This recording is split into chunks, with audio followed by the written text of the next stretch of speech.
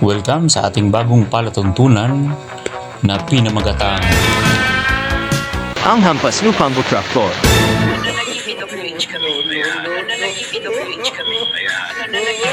Kahit na ako'y mahirap lang, marami naman akong kaibigan. So tumodo na sila ng insertion papuntang flood control projects nagsimulang 2023, 2024, 2025. Tama ka, Victoria, no? Walang check and balance eh. Kasi nahirati na yung mga mambabatas, kausap na yung DPWH, pagkatapos mga kontraktor. Pag nagsama-sama yung tatlo na yan, at nagkausap sila, nagkasundo-sundo, paano lalabas yung katiwalian? Detalye po ng hatian sa flood control projects. Dalawa yan kasi na sources of money. Pag galing sa kanila, sa pork barrel, usually, ang share kaagad nung congressman, nandun na kaagad sa 20 to 25 to 40%. Okay. Depende yun sa galing contractor. Tapos, aabutan din niya yung governor o aabutan din niya yung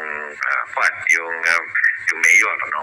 Pero ang very clearing, ito yung paggaling sa approve, meron pa silang mga pass-through o parking. Ano yun? Ito yung pondo, ibabalik nila yung 25% sa taas, sabi nila sa akin. Tapos, yung may pass-through o kaya meron yung parking fee. Kung saan yung distrito na paglalagyan ng project dyan sa flood control, they get 5 to 10%. No? Medyo dissenting congressman, 5% lang na okay na sa kanila. Pero yung mga matatakaw, 10%. So, assuming na 10%, yung 35% ay natanggal, may 3% pa yan na ibibigay sa Pits and Awards Committee. Yung hot roll, mahal yan. Agencies. Hindi, umabot na sa suktutan eh. Kasi nga, di ba, sinabi ko doon na for the past 15 years, 3 trillion halos yung inappropriate natin sa... bakit kasi hindi nabibisita ng DPWH or si Secretary Bunuan yung project site. Ano nagiging reason? Bakit hindi siya bigyan ng helicopter para bisitahin yung mga project site na pinagdududahang wala talagang structure na naitayo? Bilyon-bilyon ng putang inang project na yan, hindi yung mabigyan ng helicopter si Secretary Bunuan para mabisita at ma-inspeksyon ang mga project na kung titingnan sa balita ngayon, bilyon-bilyon ng mga presyo or mga contract cost ng mga project na yan. Oh no! Bikini man, congressman. Ito ang nagde-design, ito nagpapabid. Sila nag-check, supervise. Pero pag hindi sumusunod, yung district engineer sa congressman, papalitan yan. Sino naglalabas ng pondo? Sino nagdadala ng pondo? Congressman din. So sino ang powerful?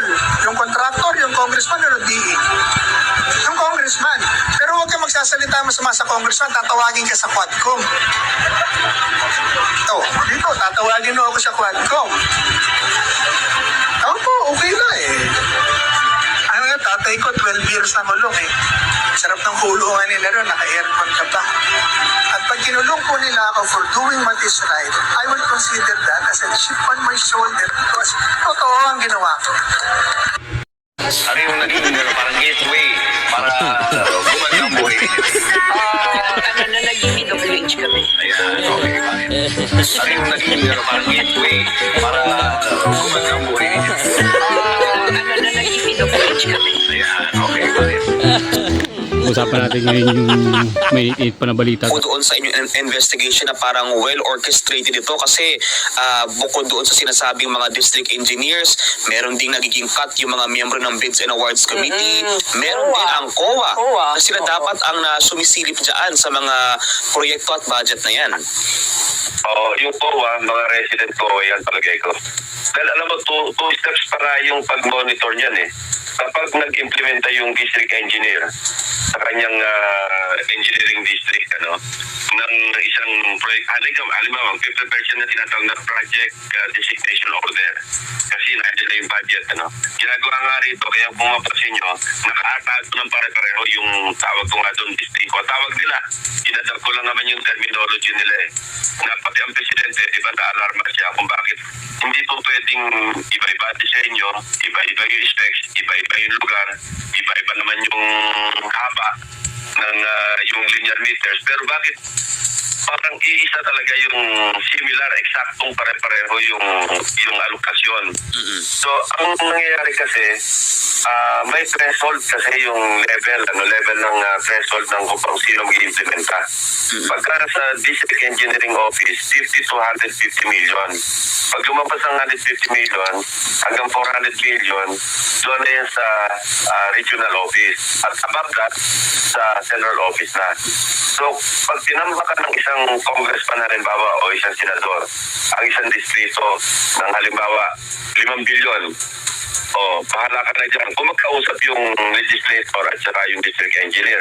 Kasi alam naman natin, karamihan ng district engineer ang nagpapa-appoint dyan, makikiusap na ma-appoint dyan, mga district representatives.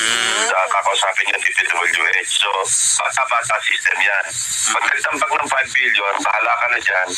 Ang pinaka-the best na gawin dito is gumawa ng separate na department or private na consultant. mag-iimbestiga sa kanila. Yung hindi connected sa government. Kasi kapag connected kasi sa government at sila mag-iimbestiga dyan, magkakakilala at sila magkukutsabahan. Wala rin mangyayari niyan sa investigasyon na yan kung sila lang din mag-iimbestiga sa mga sarili nila. Dapat dyan kumuha ng mga private consultant kagaya ng mga engineer or architect na mag-iimbestiga sa dokumento na nilabas ni DPWH. Kung existing ba talaga ang mga structure or project, depende sa dokumento na present ng DPWH. And if we find anything na crossing na dito, we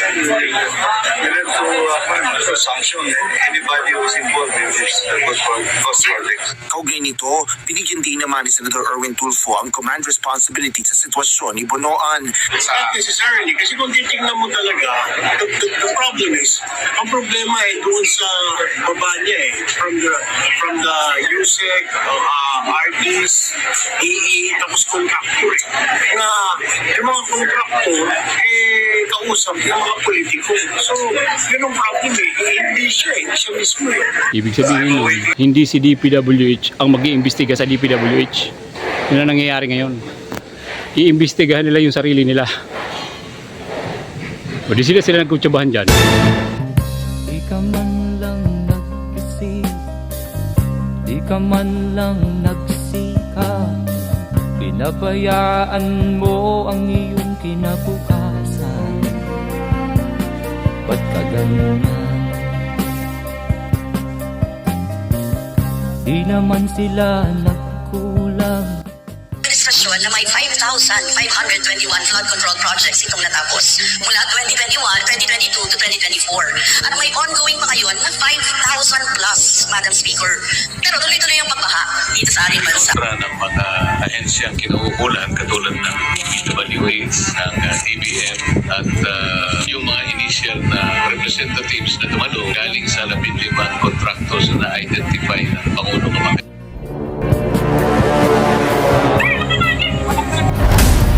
Magbago ka, magbago ka.